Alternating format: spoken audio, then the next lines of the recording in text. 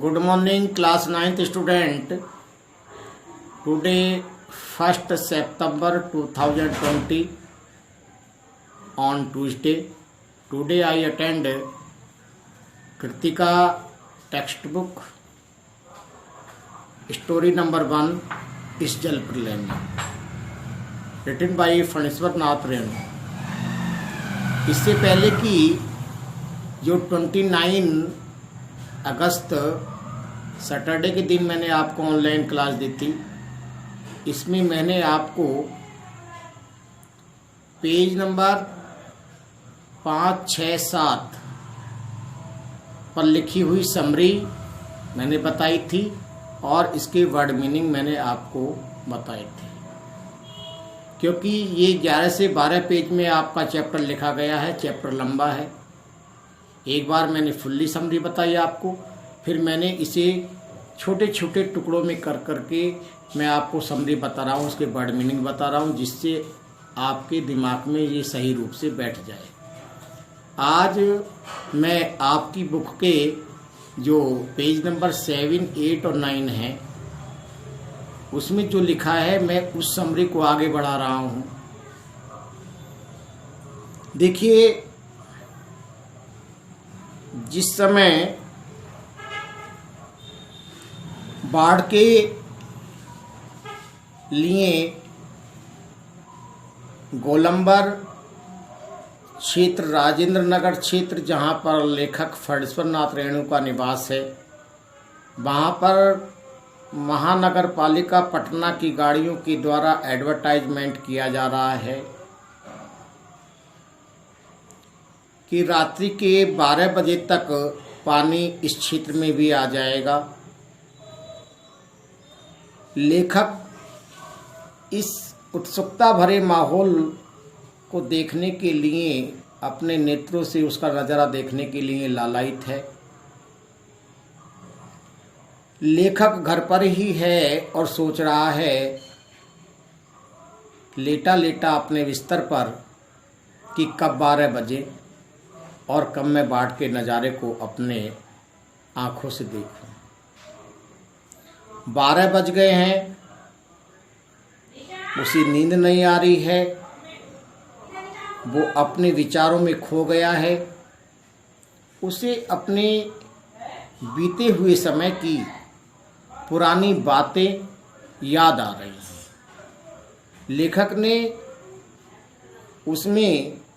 लेखक सोच रहा है, उसमें उनके मस्तिष्क में सन 1947 की बाढ़ की स्मृति ताज़ा हो गई, जो उस समय पूर्णिया जिले में बाढ़ आई हुई थी।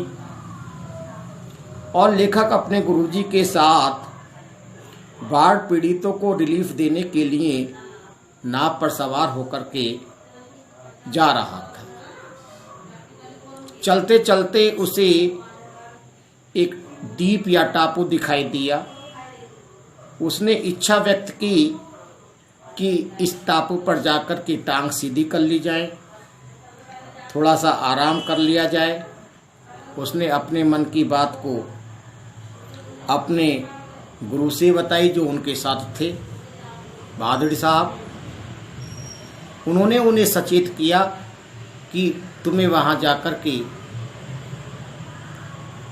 उस टापू पर रिलीफ नहीं करना है, क्योंकि तुम्हारे से पहले वहाँ पर जो जीव जंतु हैं, जो उस बाढ़ से पीड़ित होकर के वहाँ शरणार्थी के रूप में शरण लिए हुए हैं, जैसे चींटी, चैंटे, बिच्छू, लोमड़ी, सियार आदि, वो पहले से मौजूद हैं। इसलिए तुम्हें उस टापू पर आराम नहीं करना है। इस बात के लिए उनके गुरु भादड़ी ने उन्हें सचेत किया। वो बात उन्हें याद आ रही है, वो सोच रहे हैं स्मृति में कि कैसा नज़ारा होता है जब बाढ़ आती है, कैसे जंगली जानवर, जीव जंतु शरण लेते हैं, कैसे अपना जीवन निर्वाह करते हैं, उस समय को कितनी कठिनता के साथ व्यतीत करते हैं। इसके साथ साथ उनके दिमाग में लेटे लेटे फिर आपके 1949 के बाढ़ का दृश्य सामने आ जाता है, जब महानंदा नदी में बाढ़ आई थी और लेखक थाना वापसी के एक गांव में डॉक्टर के साथ रिलीफ बांटने के लिए पहुंचा था। गांव में बहुत सारे लोग बीमार थे। उन्हें राहत कैंप तक नाव के द्वारा बैठा करके ले जाना था। अचानक एक घटना घटी कि एक बीमार व्यक्ति उस नाव पर चढ़ा और पीछे से उसके साथ एक कुत्ता भी चढ़ आता है। उस कुत्ते को देखकर जो डॉक्टर था वो डर जाता है, भयभीत हो जाता है और इस कुकर को हटाओ, इस कुकर को हटाओ, इस कुकर को उतारो, वो चिल्लाने लगता है। जैसे ही बीमार नौजवान उस नाव से नदी में कूदता है, छपाक से जो है उसका कुत्ता भी कूद जाता है। इसके साथ एक घटना और घटी। लेखक और उसके साथी मसहरों की बस्ती में रिलीफ बांटने के लिए एक बार गए हुए थे। खबर मिली थी कि वे कई दिनों से मछली और चूहों को झुलसा करके भून करके अपने उदर की तृप्ति कर रहे हैं, परंतु जब वहां पहुंचे तो उन्होंने कुछ और ही नज़ारा देखा। ढोलक और मंजीरों की आवाज़ आ रही थी। स्टेज पर बलवाही नाच हो रहा था। नटुआ मायके जाती रूठी हुई धानी पत्नी को मनाने के लिए रास्ते में गया हुआ था, उसे मना रहा था। इस प्रकार के खेल तमाशे वहाँ पर हो रहे थे और ढोलक की ताल बज रही थी।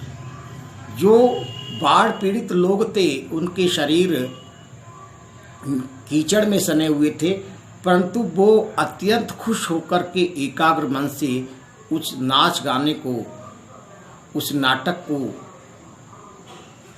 देख रहे थे। तो लेखक मन में सोच रहा है कि हम इस प्रकार की खुशी, जो बाढ़ पीड़ित हैं, इस प्रकार की खुशी हम उन्हें रिलीफ बांट करके भी नहीं दे पाते, जिस खुशी को वो इस रंगमंच के माध्यम से महसूस कर रहे हैं। सोच रहा है बाढ़ आई नहीं है, रात्रि का समय है।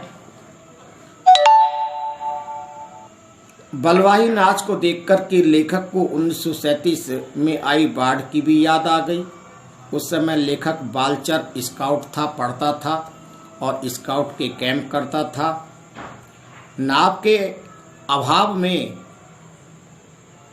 केले के पौधों को बांध करके उन पर तैरने का, नदी पार करने का प्रयास किया जा रहा था। उसी समय जमींदार के लड़के हारमोनियम तबला लेकर नाव पर जल विहार या घूमने के लिए, जल विहार, विहार माने घूमना, जल में घूमना, घूमने के लिए निकले।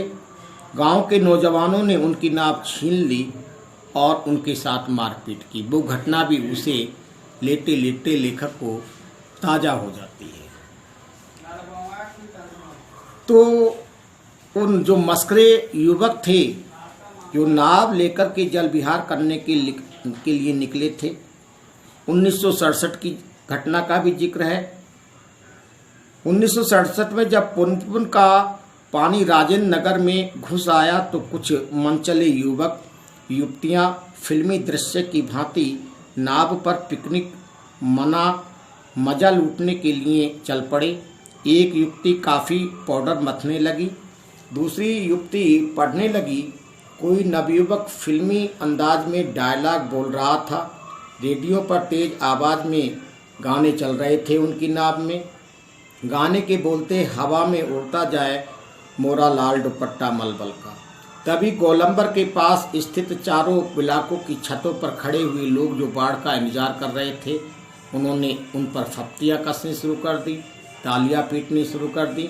उनके चेहरों की रंगत उड़ गई, क्योंकि हमें विचार करना चाहिए कि किस समय हमें काम क्या करना है। लोग बाग बाढ़ के भय से आतंक से परेशान हैं और कुछ लोग जो है जमींदार के जैसे उसमें जिक्र है कि नाव पर चढ़ करके जल विहार कर रहे हैं, पाउडर बेच रहे हैं, रेडियो में गाने चला रहे हैं, इधर उधर की बातें कर रहे हैं, मौज मस्ती ले रहे हैं। तो उससे हमें ऐसी स्थिति से बचना चाहिए, लेखक ने जिक्र किया है। इसके बाद सोचते सोचते लेखक की ये बातें सोचते सोचते लेखक की आंख लग जाती हैं। लेखक को एट अर्ली मॉर्निंग जगाया जाता है। अचानक लेखक को अपने स्वजनों और मित्रों की याद आ जाती है। जैसे ही वो जागता है तो उसने बाढ़ की स्थिति को जानने का प्रयास किया सुबह के टाइम, परंतु टेलीफोन भी बंद था। मन में आया कि इस समय कुछ लिखना चाहिए, परंतु नहीं। अचानक पुरानी यादें आने लगी। पिछले साल अगस्त में जो बाढ़ आई थी उसमें एक गर्भवती महिला छाती छाती पानी में बेचारी परेशान होकर के खड़ी हुई थी। उसकी याद उसे लेखक को ताज़ा हो जाती है और राहत के लिए, सहारे के लिए टुकर टुकर वो निहार रही थी।